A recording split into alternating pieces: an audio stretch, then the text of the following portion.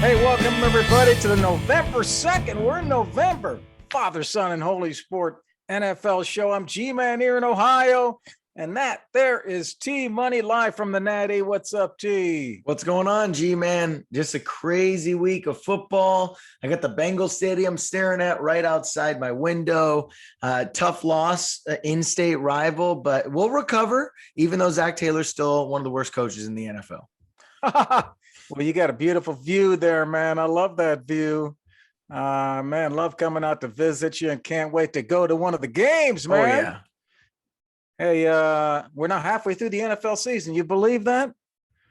Man, halfway through, Philly, Buffalo, and KC are the Super Bowl favorites right now. Yep. As the season hits the midpoint, and all three of them are double-digit favorites this week. You believe that?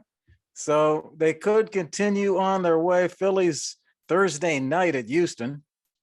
Yeah. It's going to be interesting. And it's funny Thursday night as well. Houston plays Philadelphia, and Houston plays Philadelphia in both NFL and MLB. Yeah. It'll be a nice doubleheader on Thursday. Yep. Okay, yeah. Buffalo's on the road Sunday against the Jets. Allen and Diggs going at it again. Kansas City's at home against the Titans. Got Derrick Henry. Ran for 219 last week. Woo!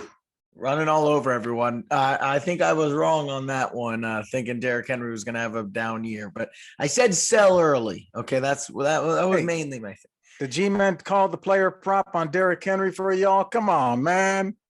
Derrick Henry on G-Man's player prop of the week. Hey, let's go back, since we're halfway through the season, let's go back and look at our picks for the division winners at the beginning of the year, before the year started. Give me a quick rundown here. Okay. AFC, we both picked the Bills in the East and the Chiefs in the West, so that looks like good picks there. The North, I picked the Bengals, you picked the Ravens, so you're looking pretty good right there. But you never know. And in the South, I picked the Titans, you picked the Colts, so I'm looking a little bit better there. Yeah, it looks like you got the Titans. The Titans have really turned things around, so we'll both probably go 3-4 there. And then the NFC, we had three of them the same. We had the Dallas to win the East. That might miss. Happen. That's going to miss. We got the West and the 49ers, and we had the South of the Bucs. So we had those three, and then we've differed on the North. You had the Vikings, I had the Packers. T-Money called the Vikings. I was on the Vikings from day one as a hot team this year. Let's see if they hold it. Let's see if they hold it. 6-1. But there's our pick starting the year as we're at halfway point here. Trade deadline was yesterday. What's your big takeaway before we roll into the Ross rundown, man? Wow. I mean, that was an exciting day. I was actually texting a bunch of buddies, and we were saying that this was a quiet trade deadline. It was really boring, and it ended up being the most exciting trade deadline ever. The most trades ever made on trade deadline day. So It was really exciting. I think the biggest thing is the Ravens really bolstered their defense with the highest tackler in the NFL. Just a really good trade for Roquan Smith. Don't know what the Bears are doing trading for Chase Claypool. I thought that was a horrible trade, but other than that, they did some good trades getting rid of pieces. And then the Dolphins, that one really hit home for me. They got Bradley Chubb, and now they've turned that Trey Lance trade where they got 3 firsts into Tyreek Hill, Jalen Waddle, and Bradley Chubb. Pretty impressive haul for the Miami Dolphins, what they did and everything they've done with those first round picks. And that defense looks great to complement that incredible high flying offense right now. Dolphins could be scary come playoff time. Hey, good call. Good call. I like your little summary there. We'll keep it going with you, man. Good momentum. Hey, shout out before we get to it to the Arizona Cardinals. How about this new hat? G-Man getting the hats coming in from the fans. Shout out to Riley and Howie out there for sending the Cardinals hat here out to us. And hey, you guys keep those hats coming. G-Man will put them on for you, man. T-Money will too, although he is kind of slightly favored toward the Cincinnati teams, where G-Man will kind of ride the ball here. You can see that. But hey, y'all, do us a favor, press that like and subscribe. We appreciate your support, man. Hey, let's get into the Ross rundown. Let's pick this thing up. NFL Week 9. Cover some of the hot topics that might affect your fantasy team or your betting choices, or maybe just your viewing pleasure.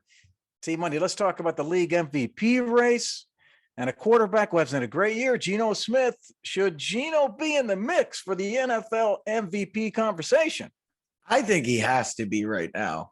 Not only has he completely flipped a franchise who everyone thought was going to be probably the number one or for sure a top 3 to 5 pick, but they're winning big games. He has the highest completion percentage in the NFL. And right now, I know he is that says he's the most accurate, but he also has the least amount of throws that are uncatchable.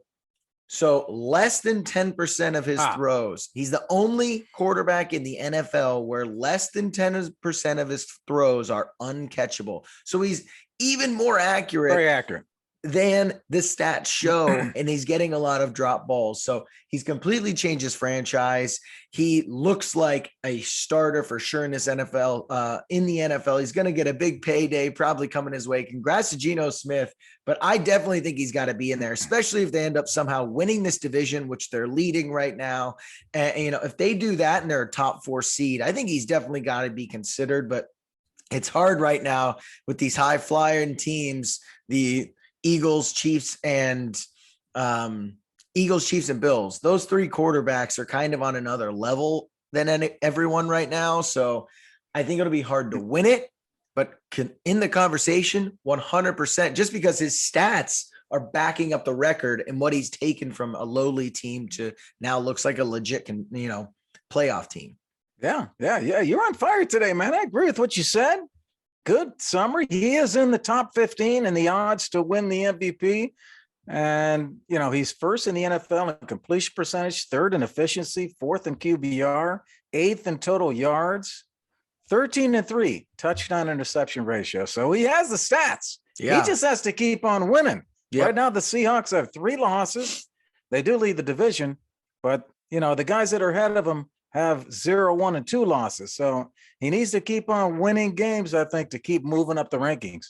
Yeah, I agree. I think everyone in the NFL seems to be waiting for the shoe to drop. I think we all are. I think I am, right? Just like the Seahawks aren't that great. Geno Smith has been cut from multiple teams, was then a backup for Russell Wilson for years. Like this isn't supposed to be happening. So I think everyone's just like, oh yeah, they're 5-3. That's cute. And then they're going to lose 5 straight. But if they win 10 games, this guy's got to be in the conversation. And so I think if that's your question, he definitely should be in the conversation for sure. Do I think he ends up winning it? No, but if they win 10 games, he's got to be a top 5 guy, right? He's got to maybe receive a vote or 2. I don't know.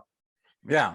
Well, he'll get a chance to prove it and keep it going this weekend. Seattle travels to Arizona Sunday at 4. They're a 2-point dog. The line started at 3.5. Geno's playing against Kyler Murray. Kyler Murray has the same odds right now as Geno to win the NFL MVP. They're at the same level. So here's a chance for Geno to go up against a guy that has a great reputation, Kyler Murray, and beat him and show that he deserves to move up the rankings. Yeah, and that shows you what the NFL thinks of Geno right now. He's tied with a quarterback that seems to have an underwhelming year and only 3 wins instead of 5. So it'll be interesting. We'll talk about the Cardinals in a little bit, but I want to ask you a question about the Ravens. We mentioned earlier in the show, they traded for Roquan Smith, who's leading the league in tackles. They just had a win versus the Bucs on Thursday Night Football. Where do these Ravens rank in the NFL right now for you, G-Man? Are they been impressive? I know Lamar's been up and down. Where do they rank for you after this trade and this win this last weekend? I would rank them not in my top 5, but I put them in my top 8. Solid team, but not in the top 5 yet. They're getting better. They're making trades. They're building up their defense. They're a defensive team, run first team. They got the fundamentals. They're winning games. They have that pedigree. They just are a playoff, seasoned team, and they're starting to really kind of pick up steam here. They're currently ranked 4th in the AFC behind the Bills and the Chiefs, and surprisingly, the Titans are ahead of them. But they're the best 3-loss team right now in the NFL. Okay. Interesting. So you say they're not in your top 5. So I'm going to assume, like everyone else, Eagles, Bills, Chiefs. Now, the next, you got the next round of Vikings and Cowboys and Dolphins and the Niners. I'm going to go that these guys are a top 5 team. I'm going to move them up. I think this trade, okay. I think this trade changes everything. Now I'm a little nervous about Mark Andrews being banged up and Rashad Bateman being banged up, but they're still finding ways to win. And the defense has really been the reason they haven't been that great. Lamar's been able to get leads on really good teams. I think these guys are in that second tier. Like they could beat any of the top teams on any given day, but typically will lose. And then those Vikings, those Cowboys, those Dolphins, they're right on that tier. So I'm going to say they're a top 4 to 7 team. I'm not going to, they could be interchangeable. No, you said top 5. I'm going to give it top 5. Top 5, okay. Top 4 or 5 in the league. I think that, when you look at just the quarterback and now with that defensive move, I think that's a big move. They get J.K. Dobbins back healthy at the end of the year. I think they're going to be peaking at just the right time. And right now they're really injured, right? I think that's where I see these guys in the NFL. I think they're that second class right behind those top 3. Yeah, I love that Roquan Smith trade, as you said, leads the NFL in tackles, and now you match him up with Patrick Queen. That's going to be tough to run against those 2 guys. And Roquan Smith even has a couple interceptions, so he can get out there and defend the pass also. Yeah. So they want to make a run is what that tells me. They're bringing Roquan Smith over. They want to make a run. They want to get up there in the conversation with Buffalo and Kansas City. Yeah. And let me give them – go ahead. No, go ahead. I was just going to say, let me give the Ravens credit. This is a lot of things a lot of teams won't do. They know they have a big bill due coming for Lamar Jackson, and they're still going all in on a guy that's in a contract year who they might not be able to pay this year. And they spend a second rounder because they know this team's good enough to win a Super Bowl, and they have the quarterback on a cheap rookie deal. You got to go all in on these years when you know you have that. And they finally decided to run the ball versus the Bucs and just ran it down their throat. So I think they're headed in the right direction. I'm really about to get on this Ravens train pretty hard here, G. I know I can feel you coming. I'm dressed in Bengals gear. I'm looking at Joe Burrow's face on the side of this stadium right now, and I can't speak highly enough about the Ravens. I'm riding this train here shortly. Yeah, you better not let them hear you over there. I know. Paycor Stadium. They're gonna make me move. The Ravens play at the Saints Monday Night Football. They're favored by 3. That should be interesting. Only a 3-point favorite at the Saints. Saints are coming off an impressive shutout of the Raiders. Shut them out. Yeah, that defense looks good. I think the Ravens go in here. They get another victory and get their 3rd win in a row. Hey, let's go over to the NFC and talk about the Cardinals in that West division over there. The Cardinals are 3-5. They're in last place. Is it time to panic? What should they do, T-Money? Oh man, I think it is, especially if they lose this division game. Then you're 3-6 and you're pretty much out of the playoff picture, right? Right now, you're outside looking in, going to be tough to make the playoffs. And these guys tail off at the end of every year. So I don't know what tailing off looks for them right now. 3-5, you play the Seahawks. They've already lost to the Seahawks. If they lose again in division, they're definitely not going to win the division. But yeah, I think it might be time to blow this thing up, right? And unfortunately, the trade deadline's passed for them, and so they can't make any moves. They should have traded J.J. Watt, in my opinion. You probably could have got something for Rondale Moore or a receiver like that. I think they got to reset, but you got a cheap ownership group there. And so they're not going to fire Cliff Kingsbury. The GM, I'm not sure if how much longer he's going to be under contract with this roster they put together, but Kyler was just getting made fun of by the Vikings this past week. They put it to him, 2 interceptions. They're all making gaming memes after they're intercepting in all of that. So I think it's about time to blow this thing up. But with a guy like Kyler's contract, you're not going to have much choice. You're pretty much locked in. And now you're expecting this guy to take this jump and carry your team. And it looks like he's just sputtering along this season. So I'm not very optimistic about the Cardinals moving forward, especially when that big cap number starts hitting for the Cardinals. There's going to be a lot less depth on that team. I'm not counting them out yet. I'm not ready to blow this up. Their losses have come against teams that are pretty strong. They lost to the Chiefs. They lost to the Eagles. They lost to the Seahawks. They lost to the Vikings. These are teams that we just mentioned are in that top, 8 teams in the league. So True. can they, get a little streak going here? They play the Seahawks. They got them at home. Hey, Kyler, get that victory, man. I like the way their offense is playing since Hopkins came back. I mean, they're putting up points. Whew. They put up 42 points on the Saints, and the Saints just shut out the Raiders. So Yeah. I think they can hang in there offensively. I know they make some mistakes, but they got to be able to stop somebody too. Yep. Let's remember 14 of those points were pick sixes from the Red Rocket Andy Dalton. So it was actually 28 points for the offense. All right. Let's just remember that. Let's not give them too credit. Hey, how about this? How about this? Seahawks beat the Cardinals just 3 weeks ago. Yeah. 19-9. Okay. Yeah. You know what the over-under is for this game against the Seahawks again? The second game? Let me guess 20 points. Wow. 50 points on the over-under. So I think, Vegas is suspecting some scoring going on here. Yeah, I mean, neither of these defenses are very good, so I wouldn't be surprised the over hits, but they, and it's hard to play at Seattle. Now the Cardinals are at home, and Seattle's defense will probably be a little more leaky, not playing at home. So I think that sounds about right to me. That 25 apiece, pretty close game, I think. Well, let me ask you this. The Vikings just beat the Cardinals. All right. Yeah. They're 6-1 now and moving up towards that top tier of teams in the league. Do we got to start considering these guys contenders for the NFL, for the title now? Well, yes, they're contenders. Yes, they are a contender for the title. But we've seen this before from the Vikings. You know that. They get to prime time under the lights and they melt like a stick of butter on a stove. They're 4 games up over the Packers in their division. They've only played 7 games. Think about that. Crazy. 4 games up on the Packers. My gosh.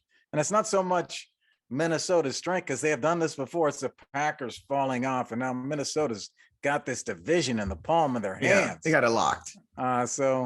They're contenders. Outside of the Eagles, the NFC is relatively weak. I know it's competitive, but outside of the Eagles, I think Minnesota could be the other top team with a couple of breaks go their way. They got a shot to win as much as anybody else in that conference. Yeah, I mean, they're definitely going to have be hosting a playoff game because they're going to win the division now. At times they look horrible, but at times they look great. So I don't really know what to make of this team. I feel like they're kind of more in the same vein as the Eagles than they are the Bills and Chiefs. I think everyone thinks that Bills and Chiefs are top. The Eagles are second. And then there's everyone else. I put these guys in there with the Eagles, right? Like, how much do you trust their quarterback? But the rest of their roster seems to be pretty good and they're winning at a high level right now.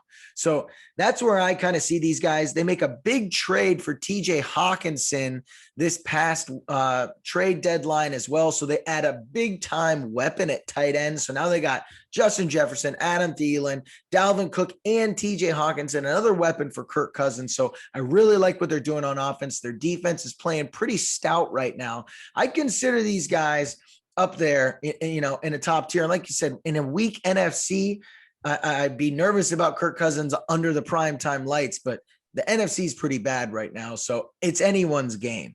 Kirk just has to come through consistently. He has to do it. He has some great plays and some great throws, but he doesn't do it all the time. And sometimes he lets you down in the biggest moment. He just got to do it every time and be consistent. He has the potential. Yeah. But you're right. The Vikings defense, they've limited their last 3 opponents to 76 rushing yards. So their defense is picking it up too. Assuming they get through Sunday successfully, they'll take a 7-1 record and a 6-game winning streak into Buffalo to face the Bills. And that's going to be a real test. Yeah, that definitely will be a big time test playing Josh Allen and the boys. So we'll see how good he is when he plays the big boys. Yeah. The Vikings travel to DC this week to take on the Commanders. Feisty Commanders Sunday at 1:00. They're favored by 3.5 against the Commanders. I think this one's close. I think the Vikings get the win though, but they might not cover. Minnesota has struggled on the road. They're 2-5 against the spread in their last 7 road games. So this one's going to be close, but I think the Vikings eke this one out. Hey, we got a couple teams I want to ask you about who are not at the very top of the NFL standings, but who have potential to make a playoff run, T-Money. Who do you like better this year, the Dolphins or the Cowboys? I'm going Dolphins here. All right. They're undefeated with Tua, right? So they're really, really good with Tua. Waddle and Tyreek Hill are so dynamic. I thought they would take a step back and kind of eat into each other. I didn't think Tua could throw it this high of a volume. They just traded for Jeff Wilson Jr. So the backfield is the old Niners backfield come to life with Jeff Wilson Jr. and Mostert. And this defense is just getting better with Bradley Chubb, Howard in the back, and Byron and all those guys. And I really like where they're headed. They got Mike Gesicki at tight end. I mean, they're kind of just loaded everywhere.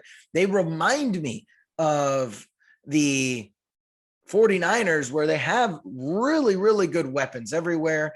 They have really, really stout defense. It's the quarterback that's the question. Now he's better than Jimmy G, but this team's dynamic. So I'm going to lead into the Dolphins because I think there's a lot more question marks with the Cowboys, whether it be running back or wide receiver depth or, the secondary of the Cowboys, the offensive line. I think there's a lot more questions with the Cowboys right now. And I like the direction the Dolphins are headed. Hey, man, I'm going to disagree with you, T-Money. Not so fast, man. I'm going Dallas is the better team, or their defense is better.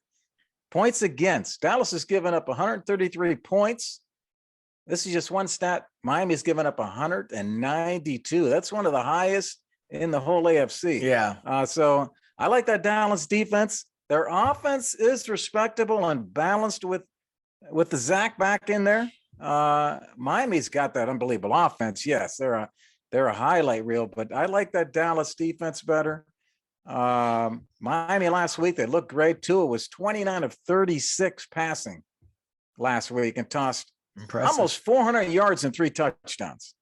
And so both of these teams will probably have to go on the road to win the conference championship. If you look at the conference title, both have to go on the road. So I don't know which one has a better chance. Dolphins are 2-2 on the road. Dallas is 2-1 on the road. You would look at the NFC. Philly and the Vikings, they're unbeaten at home. So both of those guys fighting to get that home field. Dallas will have to go up through them probably to get it. Yeah, it's interesting too. The real question here now, and I don't think anyone saw this coming to start the season. Who would you rather have a quarterback, Tua or Dak? That's an interesting question now. No one thought Tua would be this dynamic. But Mike McDaniels has transformed that offense. I'm starting to lean Tua. He's making it a believer of me, the way he's just slinging that ball around. But I don't know if that's Tyreek and Waddle, Mike McDaniel scheming stuff, or we were all just that much of doubters. But if he keeps playing like this, that's a better player than Dak Prescott in my eyes. Yeah, I know what you're saying. But man, if I was going into the playoffs on the road in the heat of battle, I think I'd want Dak, man, just leading that offense. He's got that leadership skill. Yeah. So I think I'd go with him. Dallas is on a bye this week, sitting at 6-2, but in a battle for the division with Philly and the Giants. After years of just owning their division, now they got these 2 competitors. So they lost to the Eagles 2 weeks ago by 9 points, but Dak was not there. So I think that would have been different. Yeah, it'll be interesting. Well, I want to go to a team in the Dolphins division now, and the Jets, who have the same record as the Dolphins right now. They're 5-3. Are the Jets for real, or are they frauds, G-Man? Well, they're a good team, but they're not, going to stick at this level. You asked me last week, are they better than the Dolphins? I said no. Are they going to beat the Patriots? No. I predicted the Patriots would beat the Jets. They took them down. Yeah. So I think the Jets are who they are. They're a pretty good team. Yes, they would make the playoffs if they ended today, but I don't know that they can hold this up. Can they? Their offense is just Really disappointing. Brees Hall got hurt. Yeah. And Zach Wilson threw 3 picks last week against the Patriots. So he's just not, he's good. I just don't know if this team can get out of their way and make the playoffs. Yeah. I mean, let's not kid ourselves here. The Jets do have the best corner in the NFL in Sauce Gardner. So they got that. It's your Cincinnati boy out there, but I agree with you, man. He's good. He's elite. He's elite. But I do agree with you. The loss of Brees Hall seems to be a huge deal for this team.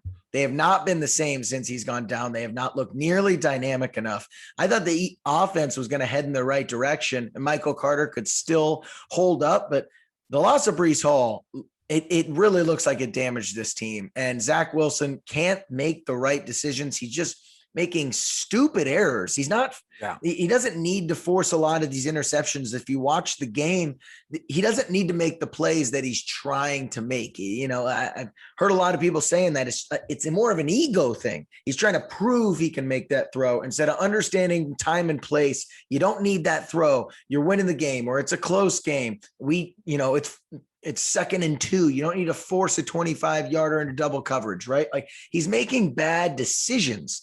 And so I'm going to lead towards more frauds with you. I don't think they're real, especially in that division. It's only going to get harder this year. And the Patriots just manhandled them, which Patriots haven't done to a lot of teams other than the Lions. So are the Jets more along the Lions? Because that's what it seems like right now. So I'm going to lead frauds with you. I agree. Hey, that being said, they've won 4 of their last 5. So, if they get that offense going this week, that would be great to see that happen. The Jets still have to play the Bills twice. Yeah. And the first one is this Sunday at 1. So their Bills are favored by 13. The line started at 10 and now it lines up to 13. The Bills won by 10 against the Packers and did not cover. I don't know if the Bills cover this one. They could be ticked off that they did not cover and they could blow it out. Keep their foot on the gas all the way, I think is what they learned. Yeah. Hey, wait. Hold on. Is that you? Yeah, I got you. Yeah, I got you. Yeah. Is Randy there? Okay. We are too. Hey, it's time for Cousin Randy bringing us this week's Chug and Chant. Hey, what's going on? It's Cousin Randy for this week's Chug and Chant. Dyed my hair this week because it's Halloween, got the festive shirt on, and I'm all dressed up, just like another team's all dressed up and not actually real. So let's get this chug in, and then let's chant.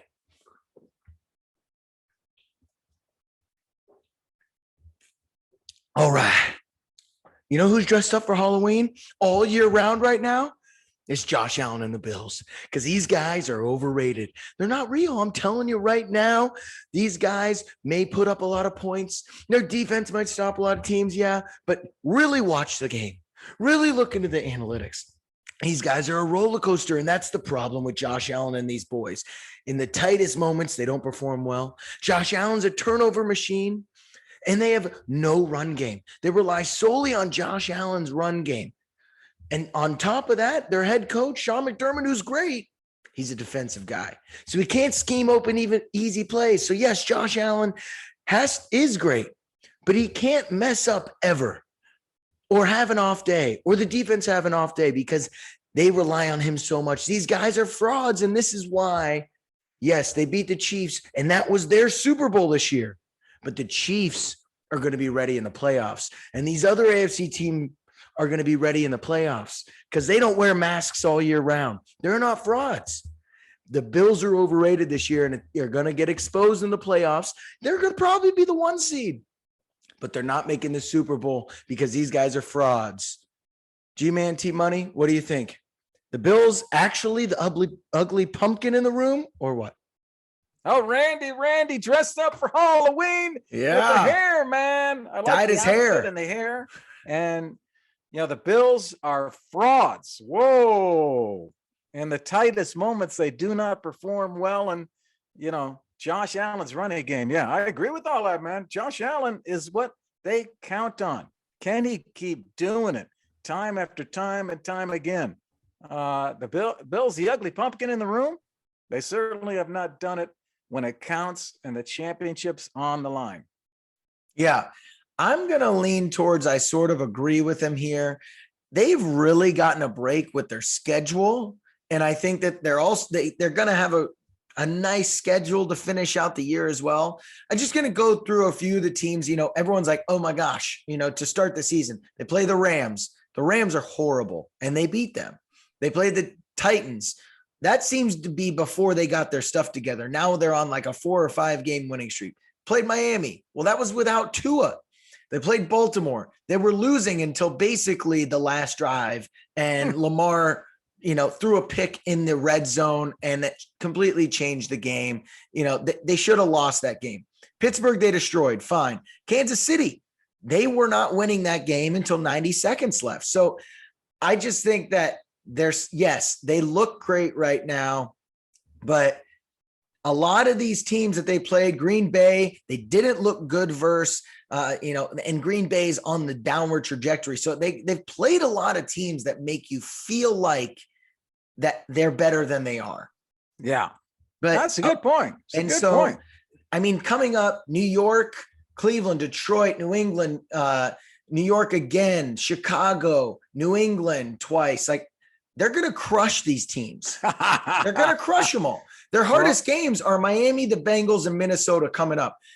Even if they lose 2 out of 3, they're still going to be the 1 seed. And so I think they are very fraudulent due to their schedule and the teams they've played not really challenging them at an elite level. Yeah, yeah. I love the humor too. The other AFC teams do not wear masks. I love that, Randy. That's good, man. Doggone Bills wearing masks. He brought out some intriguing points. He really got me thinking about this. And, since Josh Allen started, he's taken the Bills to the playoffs 3 consecutive years. Do you know that they're 3-0 at home in the playoffs and 0-4 on the road? They want that home field advantage. Yeah. And they're in position to get it. They got to go get that home field advantage. They should. Undefeated at home with Josh Allen in the playoffs. So that's what they're aiming toward, man. They got to win the rest of these games to do it. No, for sure. And it looks like luckily they beat the Chiefs already. So that they should have home field advantage. That was the key. If they didn't.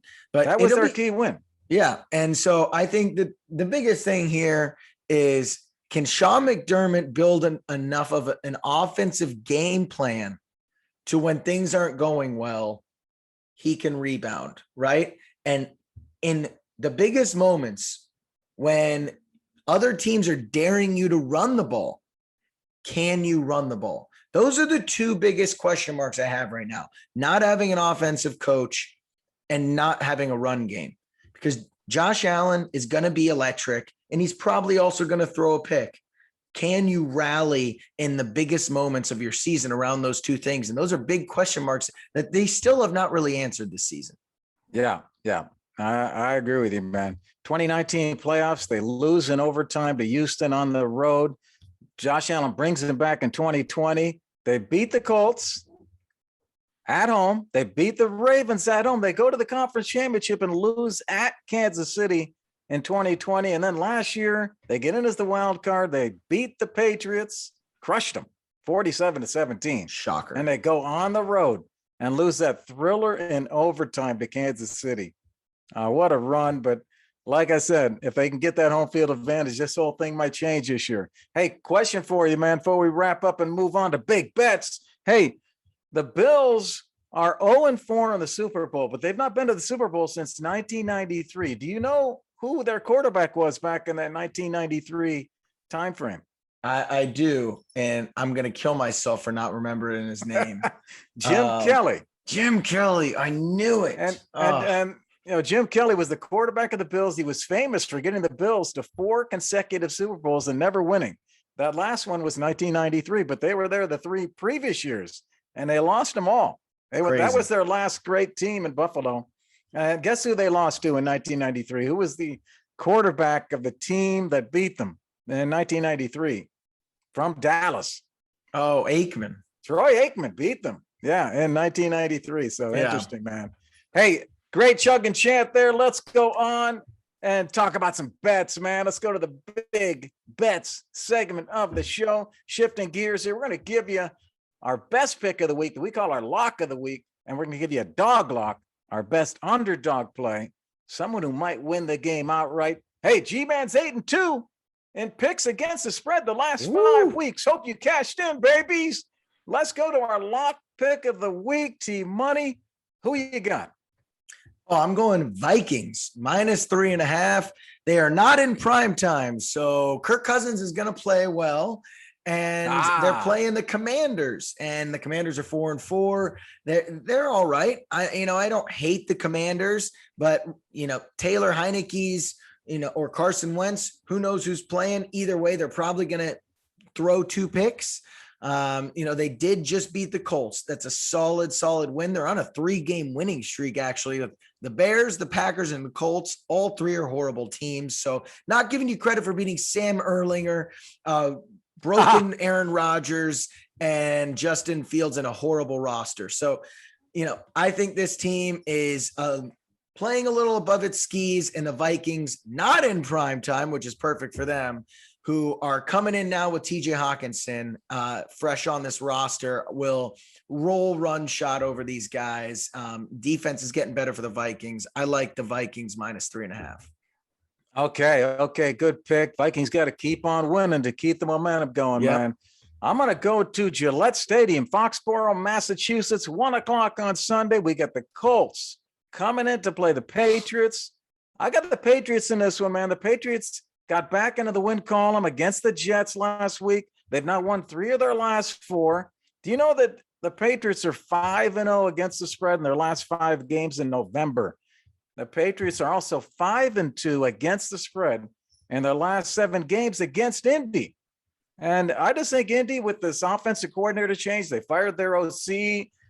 Their offense could struggle here, and they have not played well on the road. They're 1-3 against the spread on the road.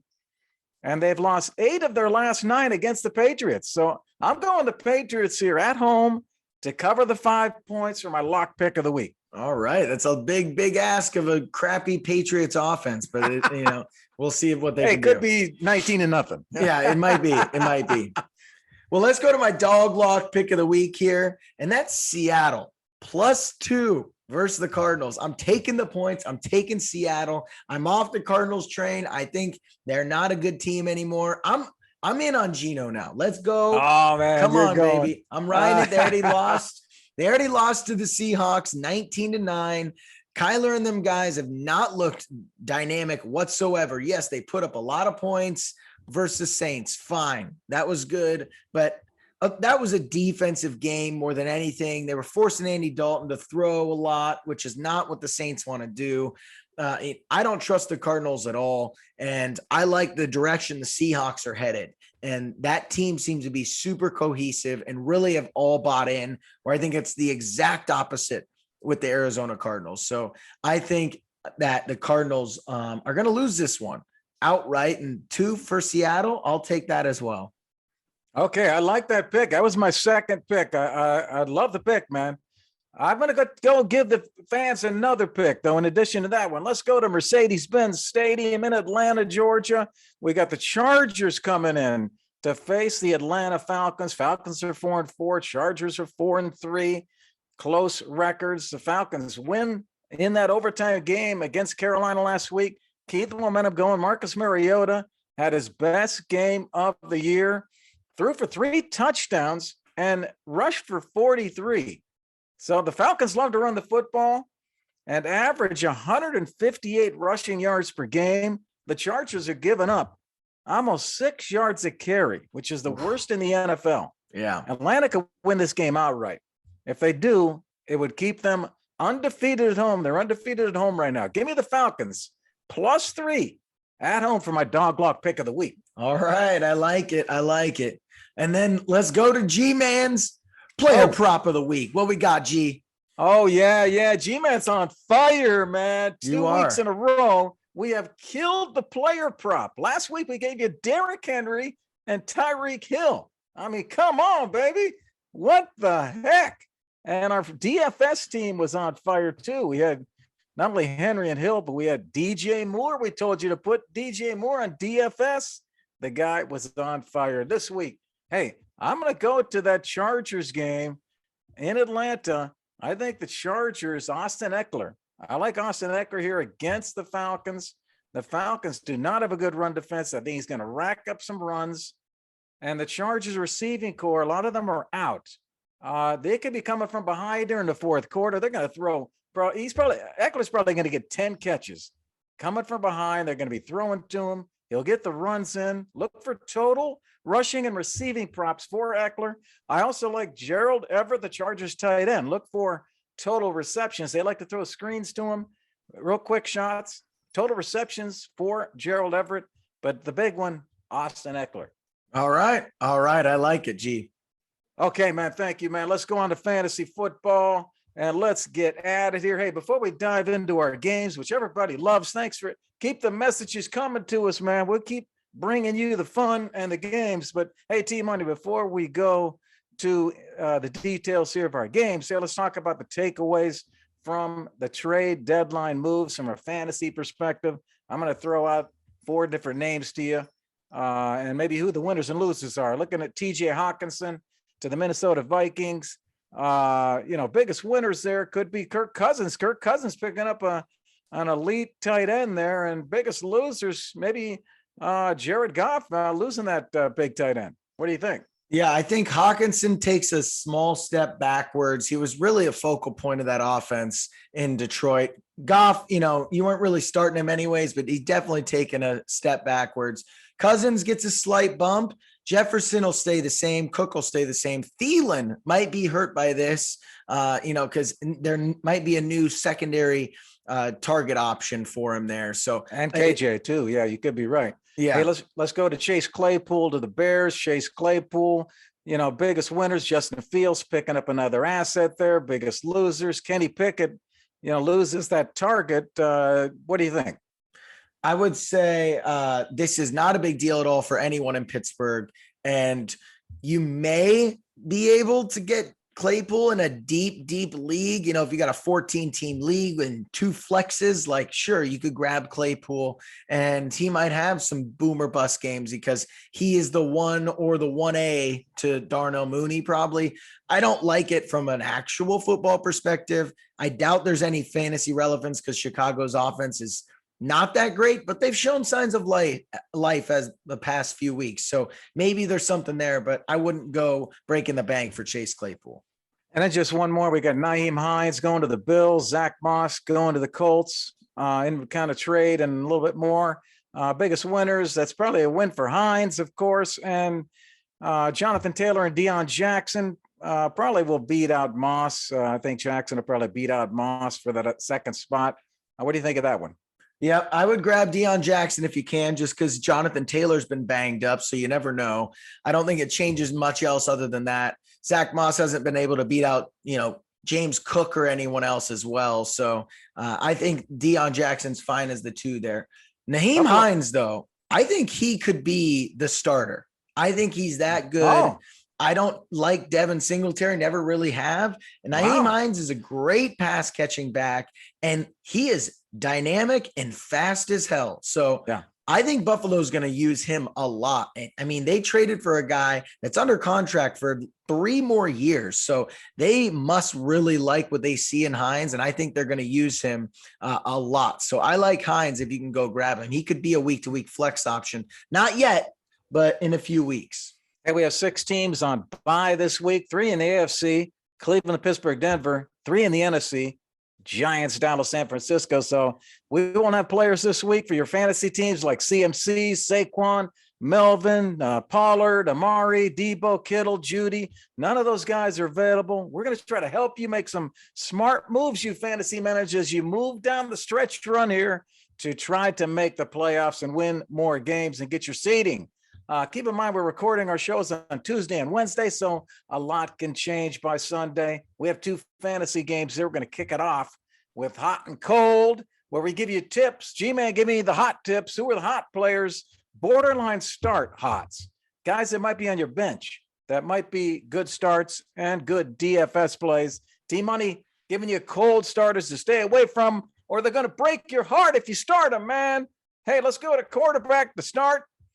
And I'm going to start with the hot, and then T-Money will give you the cold. Hey, my hot quarterback this week, I'm going with Justin Fields against the Dolphins defense. Fields threw for 151 against the Cowboys. tossed a pair of touchdowns, no interceptions. He added 60 yards rushing on 8 carries. So it's now 60 rushing yards in 3 straight games and at least 1 touchdown pass in 4 straight for Fields. If you're playing DFS, Fields only going for $5,300. Justin Fields, start him up. My upside quarterback hot pick of the week. All right. Not many people picking Justin Fields. That's interesting. My cold pick of the week is Tom Brady. All right. Woo! Right now, he's projected for 15.7 versus the Rams. The Rams are a top 5 defense, statistically right now. So defense is playing at a high level, actually, even though I know the team is bad overall. They're the number 9 team versus quarterbacks in fantasy.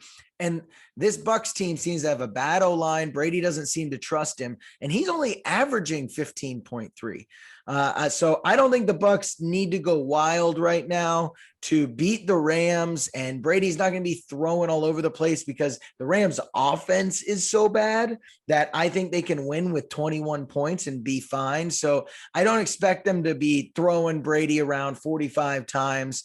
But I do think there's going to be a lot of pressure coming up the gut, and that's where Aaron Donald is, and that's where they're most vulnerable offensive line wise. So I think that he's going to be wrecked a lot, and so I don't like Brady in this game to get a lot of fantasy points. Good call. It should be a low scoring, tight battle. Yeah. Hey, at running back this week, I'm going with Deonta Foreman against the Bengals defense. Foreman rushed for 118 yards and 3 touchdowns in Sunday versus Atlanta this past Sunday. And although he's not catching passes, they're giving him the ball in the red zone.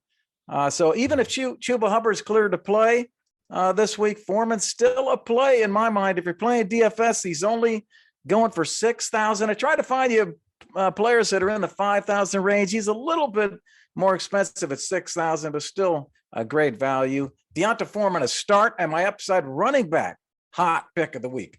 All right. I like it. My cold running back of the week, I'm sorry to do it to you, G-Man, is Jonathan Taylor. Oh, all right. Jonathan Taylor projected 14.9 versus the Patriots.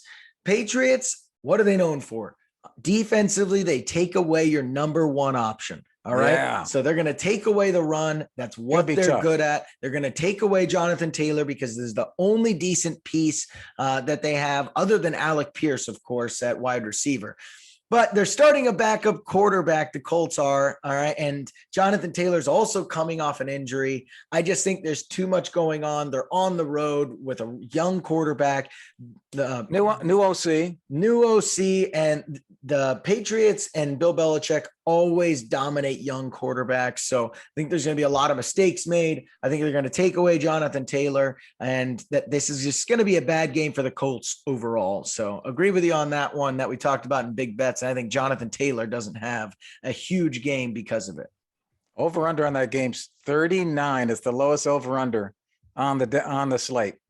Hey, this week at the wide receiver for my hot pick. My wide receiver hot picks have hit the last 2 weeks. Chris Olave 2 weeks ago at 18 fantasy points. DJ Moore last week, 28 fantasy points. And I'm picking guys that are not the favorite that week. This week I'm going with Romeo Doubs. Romeo Doubs from the Packers against the Lions secondary. Doubs led the Packer team with 23% target share last week, 62 receiving yards and a touchdown against the Bills. Doubs and the Packers passing game have the best opportunity for a big day coming up this week against the Lions. If Lazard is out again, Doubs could be the guy to light it up against that weak Detroit secondary. If you're playing DFS, Doubs is only going for $5,300 on DraftKings. Romeo Doubs is a start. My upside wide receiver pick of the week. All right. Interesting. I don't like anyone on the pack. All right. Yeah, my 2 out of 3 that you didn't even know about. My cold receiver of the week is going to be Amon-Ra St. Brown. He's projected 15.4 versus Green Bay. So same game, different teams here. I am not a fan of this guy. He was very hyped coming into the year, had a very good first 2 weeks. And since week 2 has not been over 14 fantasy points. He's been 13.9. He's been at 5. He's been at 1. And he is getting targets and still not hitting big numbers. He had 10 targets last week, 14 points. The week before, he had 1 target. The week before that, 6. So even when targets go up, his points don't seem to really jump that much. So Jair Alexander, one of the best, if not the best corner in the league, is going to be on him this week. And the Green Bay Packers, although have not been great, they are the number 18 versus wide receivers in fantasy football. So this is going to be a tough matchup, especially for him. And I don't see Detroit putting up a lot of points. Yeah, that's a big name there that you're picking for Cole. So that's a big, important piece of news for all you fantasy managers. Team Money knows what he's talking about, y'all. Hey, I'm going to give you my breakdown here, my DFS DraftKings lineup, starting off with the quarterback with Justin Fields. As I mentioned, we got running backs. I mentioned Austin Eckler being a great prop play. Deonta Foreman along with him at running back. I got Romeo Doubs at the wide receiver. Brought in DK Metcalf and T. Lockett. I think Seattle's going to get some points in Arizona. I got Everett at the tight end in that Chargers-Atlanta game. Got the Ravens on defense. And I got KJ Osborne. Thinking he might pick up some points with Thielen injured, maybe not playing as the flex. So there's that DFS lineup for you. Take a look at that. Hey, let's go to our next game. Take or mistake will hopefully help you with your waiver wire or your starts and sits for the coming week. I give a player that's had a big week. T-Money tells us whether we should take the bait and put him in as a start, or would that be a mistake? Starting off at quarterback, Marcus Mariota from Atlanta. Mariota's 253 yards and 3 touchdowns this past week. T-Money served as new season highs for him. In addition, he recorded 30 of his 43 rushing yards in overtime. Can fantasy managers count on Mariota against a leaky Chargers defense in week 9? T-Money, is Marcus Mariota a take as a fantasy starter during the bye weeks, or would that be a mistake? I think that's a take. I like Mariota as a backup option. You know, a lot of guys on bye this week. I definitely like Mariota here as a start this week. Like you said, leaky defense. They're at home and they've been really good at home. And I think he can easily get a passing touchdown and a rushing touchdown and have a 15+ point day. And that's really all you want when you have a backup QB in on a bye week. You want 15+ points, right? He could get you 20 easily, but I think he's a good start option this week. Hey, let's go to running back. I'm going to give you Kenyon Drake from the Ravens. Kenyon Drake carried the ball 7 times for 62 yards, added 4 catches for 5 yards and a touchdown for his second strong performance in 3 weeks. With J.K. Dobbins not due back for a few more weeks and Justice Hill not being heavily involved, can fantasy managers count on Drake to lead the backfield again in week 9 versus the Saints? T-Money, is Kenyon Drake a take as a fantasy start this week, or would that be a mistake? I think that's a mistake. It seems like Gus Edwards is the main guy in this backfield. Lamar Jackson, I'm worried about any running back, even J.K. Dobbins, when Lamar Jackson's your quarterback. Same with Jalen Hurts, right? These guys steal the rushing touchdowns in the red zone. And then, you know, they also, when it's a backfield by committee right now, like the Ravens are, you don't get a lot of touches to build up the yardage either. So I know he had some catches. That was great. But on top of that, this Saints defense seems to be pretty dang good. So I would lean towards not playing him this week. Oh my gosh, they shut out the Raiders. That's crazy. And let's go. Let's finish this up, wrapping up the show here. And our take or mistake here with wide receiver Garrett Wilson from the Jets. Wilson caught 6 of 7 targets for 115 yards. Fantasy managers love to see that for once. Garrett's had a tough time as they played the Patriots in week 8. He looked good. He finished with 115 receiving yards, which was a career high, and caught 6 passes for the first time since week 3. Can fantasy managers count on the Jets and Zach Wilson to continue leaning on Wilson in this game? T-Money, is Garrett Wilson a take as a fantasy starter from this point forward, or would that be a mistake? Oh man, I don't like as moving forward. That's why I put that in there. I want to see what you got, man. I think he's a decent, basement flex option. He seems to be one of the top guys that Zach Wilson looks for, has good rapport with him. But you're playing Buffalo this week, who is one of the best defenses in the league. Zach Wilson seems to have forgotten that he's not supposed to throw the ball to the other team. So I don't know how many options you're going to get. 6 for 100 plus means you are super efficient and just caught a lot of deep balls. I don't know if that's necessarily going to work versus Buffalo's defense. So I would not start him this week. I think there's definitely upside plays when you're playing other teams, but I think he's a guy that's a last chance plug and play right now because I don't trust anyone on that Jets offense. Hey, well, thanks, Team Money. Team Money, you know what you're talking about, man. Nice job on the show. And that's it for today, everybody. We hope you had fun. Hope you got some tips to help you win this weekend. Make sure you look for all of our segments where you get your content. We're everywhere. Look for us at Father, Son, and Holy Sport. On behalf of Team Money, I'm G-Man. Enjoy the games and see y'all next week.